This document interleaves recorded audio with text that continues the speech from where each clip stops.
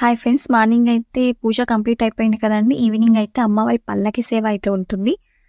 So, మా ఏరియాలో నాకు నచ్చిన ఒకే ఒక కాన్సెప్ట్ ఏంటి అంటే, మా ఏరియాలో ఎన్ని ఇండ్లున్నాయో అందరి ఇంటి ముందుకైతే అమ్మవారి పల్లకి వెళ్తుంది.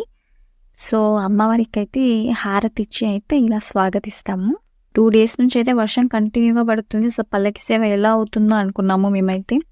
బట్ పల్లకి ఎప్పుడైతే వన్స్ స్టార్ట్ అయ్యిందో ఎండ్ పాయింట్ వచ్చేంత వరకు వర్షం అయితే అస్సలు పడలేదండి. ఎప్పుడైతే మేము టెంపుల్‌కి రీచ్ అయ్యి లాస్ట్ పూజ కంప్లీట్ అయిపోయిందో అప్పుడు వర్షం స్టార్ట్ అయింది. దీన్ని బట్టి తెలుసుకోండి మా అమ్మవారు ఎంత మహిమగల అమ్మవారో.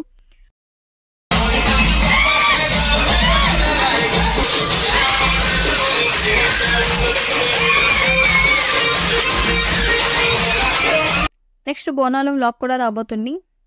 Do subscribe friends and follow for more videos. Thanks for watching.